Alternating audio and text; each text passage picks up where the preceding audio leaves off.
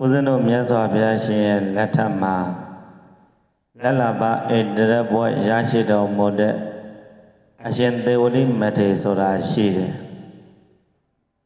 သူမေတော်ရဲ့နာမည်ကသုမ္မဝါဒလို့အမည်ရှိတယ်သူတို့သားမင်းနှစ်ဦးဟာ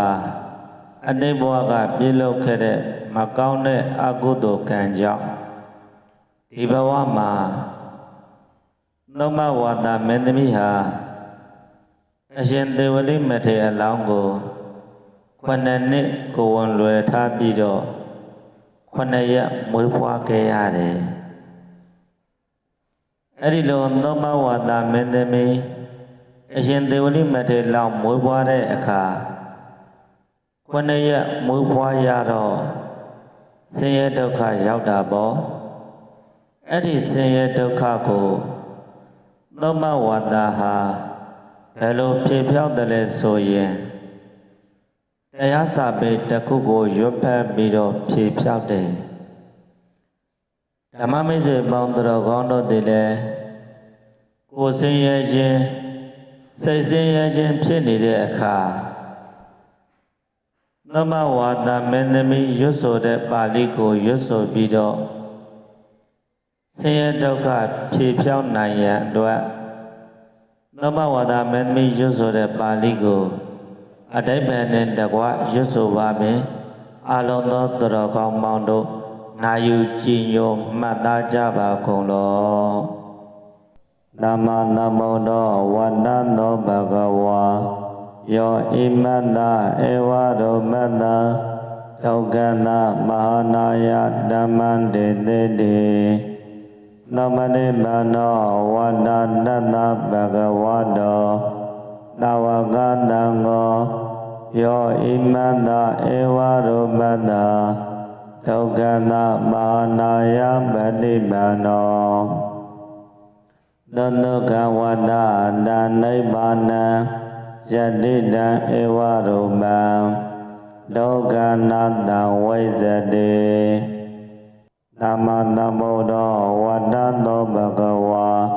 ယောဣမတ္တဧဝရောမတ္တဒုက္ခနာမဟာနာယဓမ္မံတေတေတိအကျဉ်ငါတို့ဆရာမြတ်စွာဘုရားသည်ဤသို့သဘောရှိသောဆင်းရဲဒုက္ခအမျိုးမျိုးကိုမဲ့စွန့်ဖို့ရန်တရားတော်ကိုဟောကြားတော်မူပါပေ၏ထိုငါတို့ဆရာမြတ်စွာဘုရားသည်သစ္စာညေယဓမ္မကပေလင်းလင်းသိမြဲသဗ္ဗညုတရွှင်ညာတော်နှင့်ပြည့်စုံတော်မူပါပေစွာတကားသမတိမနောဝတ္တတတဘဂဝတောသဝကတံကိုယောဣမတ္တဧဝရောမတ္တဒုက္ခနာမဟာနာယပฏิပန္နောအကျင့်မြတ်ပယဤ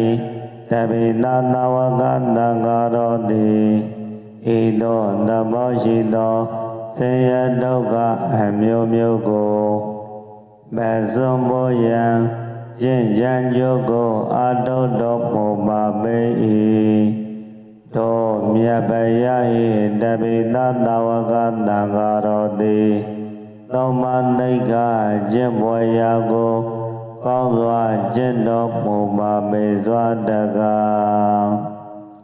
သဒုက္ခဝတ္တတနိဗ္ဗာနံယတိတံဧဝရောပံဒုက္ခနာတံဝိဇ္ဇတိအကျဉ်တရားတော်မြတ်၌